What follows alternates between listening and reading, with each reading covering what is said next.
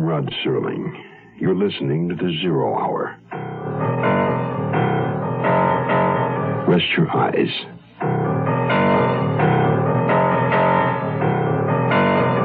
Exercise your imagination.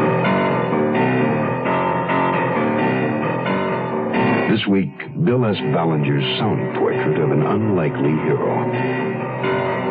The Air Hunters.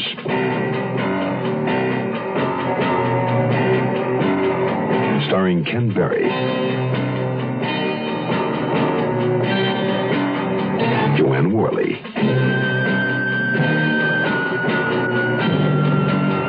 And Edgar Bergen.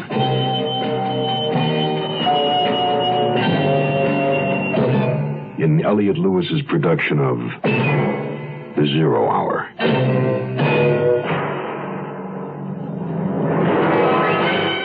The Mutual Broadcasting System presents The Zero Hour. Sponsored in part by State Farm Insurance, Holiday Inns, and the makers of V8 Juice. This is The Zero Hour on Mutual Radio.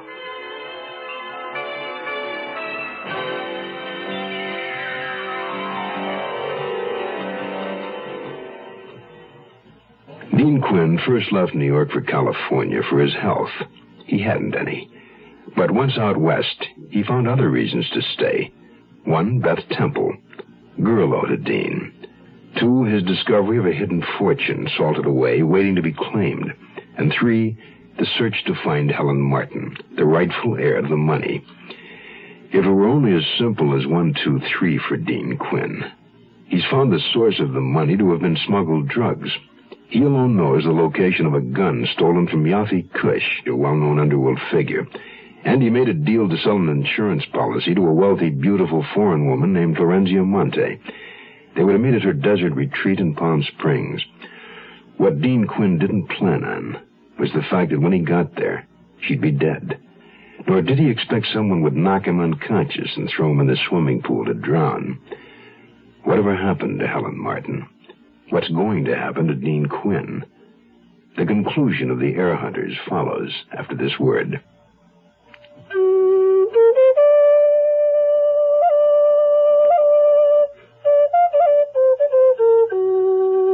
There was a time when the rivers, the earth, and the sky of America were pure. A time when the only American was the Indian. Today, America is suffering from pollution, but the problem isn't hopeless. We can protect the natural beauty of America if you get involved. Something as simple as using the fuel rated most efficient for the engine of your car, or planting trees to help purify the air and prevent soil erosion, or starting a compost heap instead of burning leaves or trash. People start pollution. People can stop it.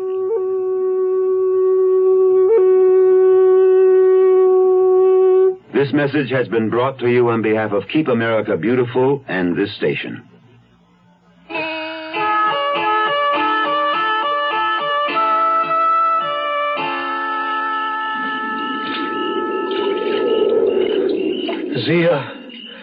Zia, honey, speak to me. Oh, what am I doing? She's dead. I gotta get out of here. Somebody tried to kill me. Why me? Why try to murder good old Dean Quinn? Oh, boy, if the cops find me here with a place looking like this and Zia deep sixed in the pool and look like I did it, they'd say I killed her. Why, of course, that's the frame. I'm supposed to have robbed her, killed her, and then fallen in and drowned.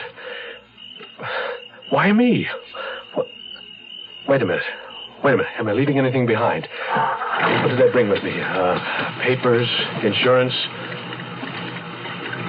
Yeah, I got them. A little wet, but boy, I'll catch pneumonia for sure. There must be a rag or something in the car I can dry my hair with. Oh, no. Yafi Kush's gun. I gotta get rid of it. There. That takes care of that. I gotta get out of here.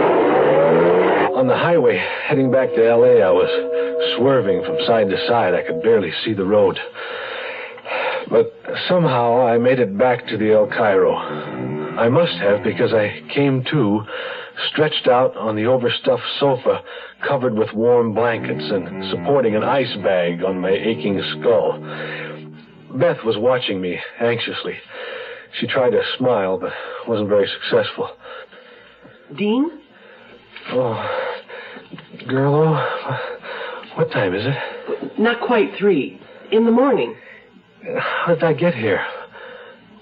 Where's your car? Lie back. Now, I thought you'd had an accident. The car's fine. I've got to hide it. Hide it? What for? What happened? Did you run someone over with the car? Deanie, what happened to your head? You look awful. Thanks. I thought I'd change my hairstyle. Widen the part.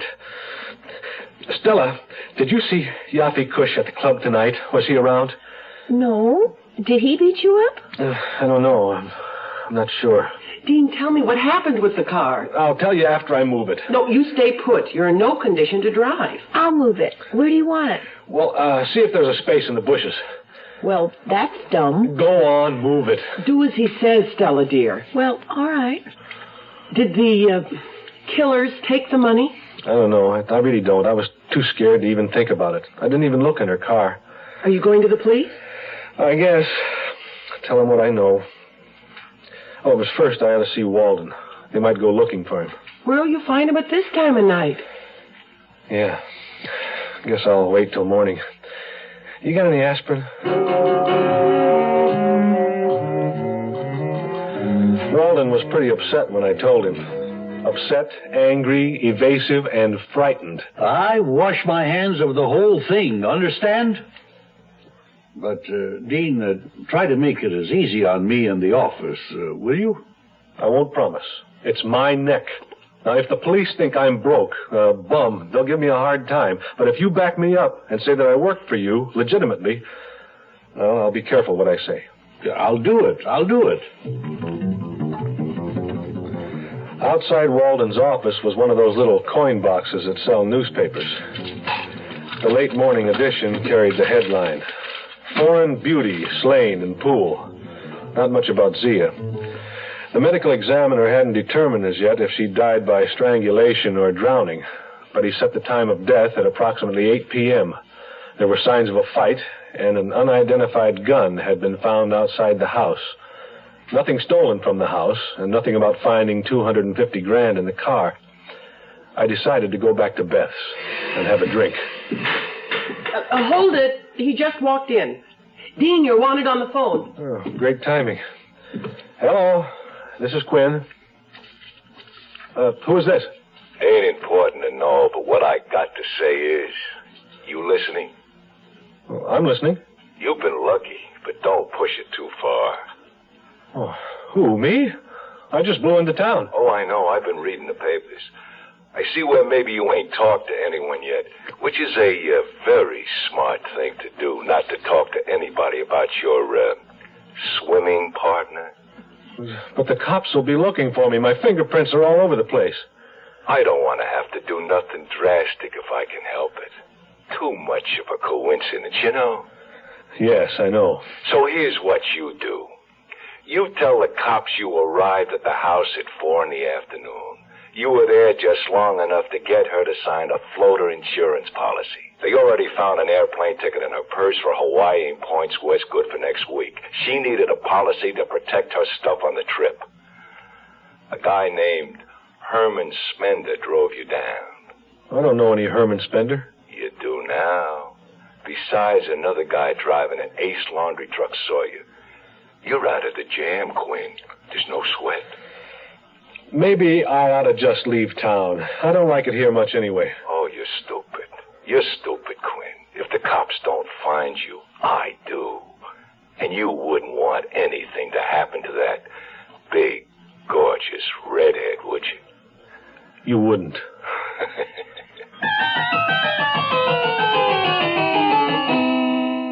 For number one. We're the largest company, and you don't get to be the largest company unless you're doing a little extra for people. Agent Bill Rich of Logan, Utah, explains why State Farm Mutual is the world's largest car insurer. This is what the consumer feels, and you know that if a consumer feels State Farm is number one, it's got to be on two things, service and price. And if you're not competitive in both of these areas and do the job, the customer is not going to rate them where they have.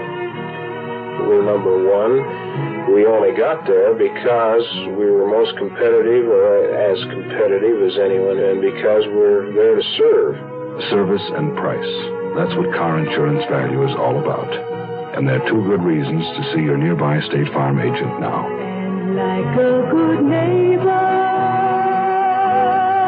State Farm is there.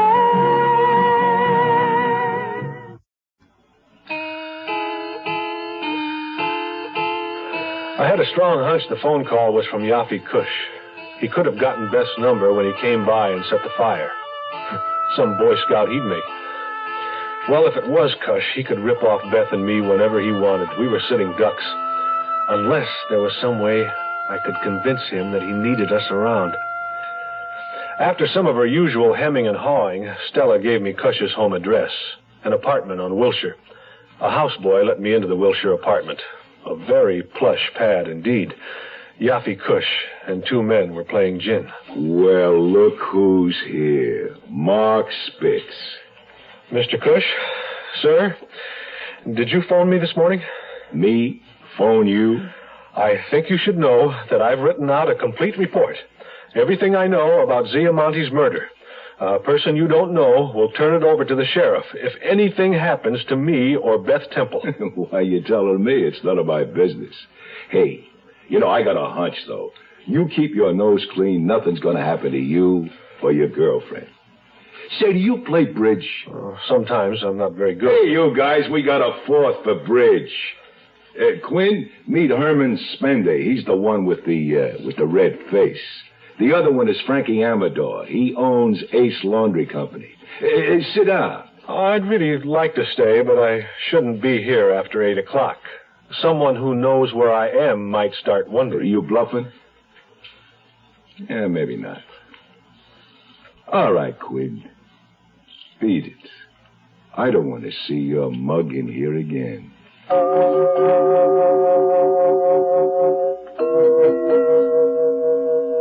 Dean, the news is on TV. Okay, coming. This is Ken Jones with the Late Night News. With us is Riverside County Sheriff Richard Durham, who will give us the latest developments concerning the murder of Florencia Monte in Palm Springs. Sheriff, has the gun found at the scene of the murder been identified yet? Not yet, Ken. But we've had several other important news breaks. We located a safety deposit box in Palm Springs under Miss Monte's name and got a court order to open it. Inside it, we found 3 United States passports in the names of Ramona Randa, Constance Niles, and Helen Martin. Helen Martin? I knew it. But none for Florencia Monte? No. We have determined that 2 of them were forgeries. The Helen Martin passport is authentic. Is it your theory, Sheriff, that Florencia was using these other names as an alias? You better believe she was. Well, we can't prove it yet. However, we also found 2 paid-up annuities, each for $250,000. One is made out to Helen Martin, the other to Ramona Randa. And none for Constance Niles? I've got that one, and you're not getting it. No. Please, Dean, I can't hear. We haven't found an annuity for Constance Niles yet. But we want to know more about Miss Monte. She was in this country on an Italian passport, supposedly on business. We intend to find out more about both her personal and business affairs. Sheriff, you mentioned another development just before we went on. Yes. Miss Monte also maintained a house in Los Angeles. All the phones in the house were bugged. That does it. Does what? Zia Monte was Helen Martin. Helen's was the only authentic passport in the bunch. If Zia had been able to buy that annuity for Constance Niles from me, she'd have had an income of about $30,000 a year for life, including the annuities made out to Helen Martin and Ramona Randa. But where did Zia, or Helen, get the bread to live like she did and still stash away $750,000 to buy the annuities? Dean, do you think there might be a bug on my phone? No, don't be silly. Who'd bug your phone? That man who called and threatened you.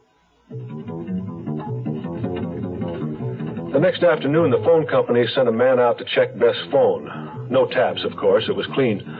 I watched the repairman dial the automatic ringback number to show the line was working again. Then, that night, I went to work, but Kilroy didn't show up at the club. The manager said Kilroy had quit that day and wasn't coming back. I started jockeying the cars by myself, but as the evening wore on and Stella didn't appear, I began to worry. Finally, I parked the car by a fire plug, jumped in a taxi, and went back to El Cairo.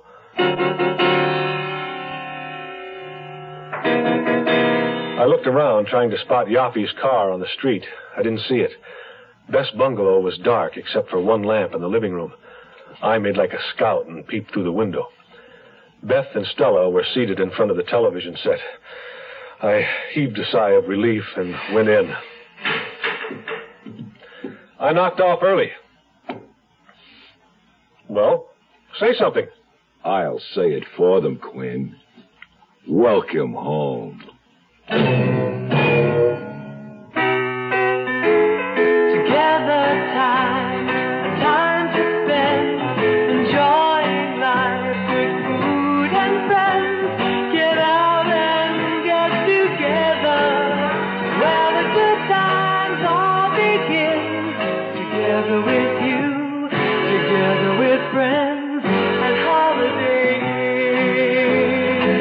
Time you're dining out, get together with Holiday Inn. Good food, good friends, together.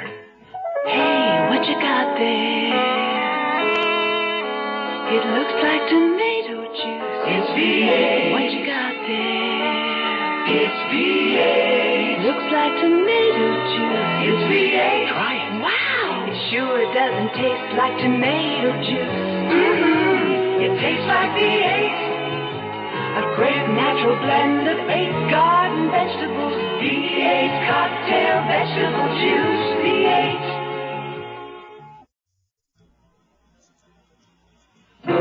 I knew it wouldn't be long before Yaffe and one of his gorillas came by. Spender, the guy with the red face, had to be the ugliest guy of all time, but I wasn't about to inform him of that fact. Yaffe Kush was no beauty himself, but at least you wouldn't expect to see him swinging through trees on a vine. Good to see you, Quinn. It's good to see you, too, Mr. Kush. Well, it looks like you've got your 4 for bridge. I guess I'll be moving along. Spender. Oh, wow. Darling, you're hurt. Let me help you up. That's all right. I needed some dental work anyway. Oh, Quinn, that wasn't smart to plant my rod for the fuzz to find. It was clean, never used on the job. I even had a permit for it. Gun? The one I keep in the glove compartment of my car. You and that other grease jockey were the only ones who could get to it. I seen him this afternoon. He sang a whole opera. Why did you try to frame me for that Monty broad? Who, me?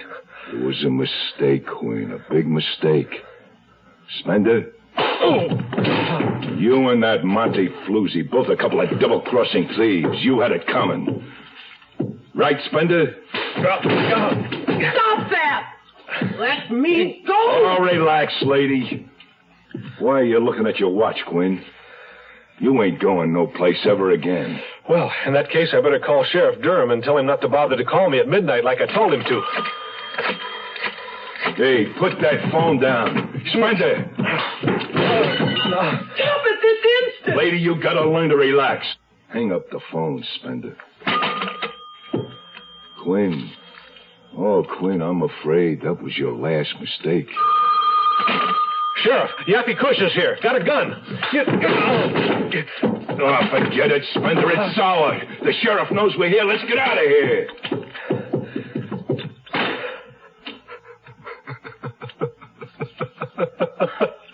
Well, it's not funny. Durham never called.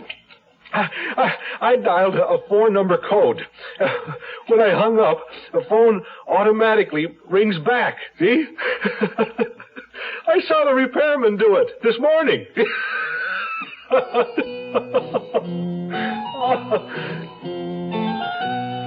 As soon as I was in condition to get up off the floor, which was early morning, I lost no time getting down to Palm Springs to see Sheriff Durham.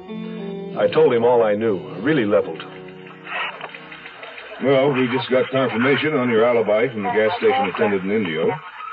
And don't forget, I drove out to the club to get Cush's gun, which took me about another half hour. It was nearly 9:30 when I got to Zia's place. Mm-hmm. What you've told me, Quinn, should clear you, and it fits in with what we've already pieced together. Helen Martin, a.k.a. Zia Monte. She was a courier for the mob. Really? A sweet little girl like that? Right. She met those syndicate characters in Europe when she was going to school there. They set her up as a front to invest black money. Illegal funds. Got her papers in Rome as Florenzia Monte to represent their investment company over here. All supposedly legit. So the government couldn't trace the money, where it came from. They bugged her phones because they didn't trust her? They don't trust anyone. Florenzia Monte got the idea to do some skimming, disappear with her own annuities. When the big bosses found out, Yafe Kush got his orders to stop her. And he did. But don't worry about him. That's been taken care of. Oh, boy, oh, that's the best news I've heard in a long time. On my way back from Palm Springs, I stopped in at Walden's office to let him know everything worked out, and he was off the hook. So you see, Mr. Walden, Florenzia Monte was Helen Martin. She blew the whole thing because she was the missing heiress all along. She just got hung up in her own greed. Mr. Walden, are you listening? Jack of diamonds, 10 of clubs, jack of clubs. Do you see this, Quinn? Do you see? I've done it. Well, congratulations. I win. And I owe it all to you. Look what deck I used. Get a load of that Queen of Spades. Is this letter for me? Oh, yes, I forgot about that. It's been sitting here for a few days. Well, keep plugging away, Mr. Walden. If I had the time, I'd stay and teach you how to play cribbage. Goodbye. When I got back to El Cairo Court, the girls were waiting for me. Beth nearly fractured my bruised ribs hugging me. And then I told them what Sheriff Durham had already figured out. But what about Yafe Kush? Will he talk? Confess? Well, Durham thinks so, because Yafe did find the $250,000 in the trunk of the car and held out. Didn't tell his bosses. That's why he didn't want me to talk. Let the news out. He figures he's got a better chance to survive with Sheriff Durham than he does with the mob. He seemed like such a nice guy. And such a gorgeous car. Well, I suppose you'll be going back to New York. Yeah, me too. I'm tired of selling cigarettes. I'm going to be a social worker. Oh, and wreck what's left of the Big Apple? Well, Stella, you can have it. I don't really want to be a lawyer anyway. What will you do? Oh, I don't know, girl. I thought maybe I'd go into apartment management. Oh, Dean, how romantic. We can scratch out a living some way. Beth, you're the only girl for me. Ow, you're hurting me. What's this? This envelope in your pocket. It was sticking me. This? Oh, I completely forgot about it. Yeah, it's postmarked Morro Bay. Stats of birth certificates. Beth, get that old photograph. Edgar Rhine and the two guys with him. Oh, you mean the one with Ed, Hack, and Tony on the back? Right. It's right here. Well, what did you say your mother's maiden name was? Tully. Josephine Tully. Why? Girl, you have just answered the $100,000 question. Do you know who this Tony is? The one with Edgar and Henry Rhine? No, who? He's Anthony Tully, your grandfather. Half-brother to Edgar Rhine. That makes you Edgar Rhine's half-grandniece. His only surviving heir. Oh, you're worth a fortune. And just when I was going to make you a poor but honest woman. Oh, girl, Oh, boyo! Ow! Be careful. Hey, anyone here know where I can borrow the money for bus fare to New York?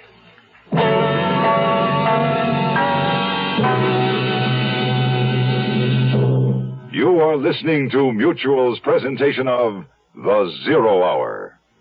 That concludes this week's production of The Zero Hour. Bill S. Ballinger's The Air Hunters. Next week, we'll begin another exciting dramatization of a tale of mystery and suspense. We'll tell our story in 5 days, at the same time Monday through Friday. So on Monday, rest your eyes and listen here to the Zero Hour. Today's episode brought to you in part by State Farm Insurance, Holiday Inns, and V8 Juice. This is the Zero Hour on Mutual Radio.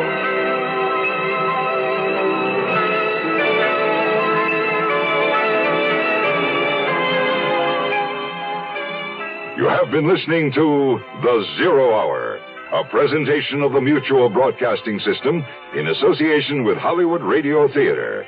Heard every weekday at this time. Rod Serling is your host. Zero Hour is produced and directed by Elliott Lewis.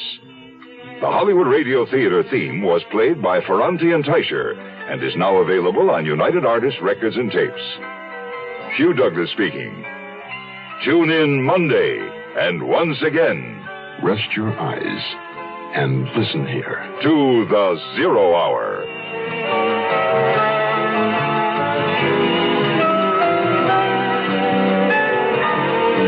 This is the Mutual Radio Network.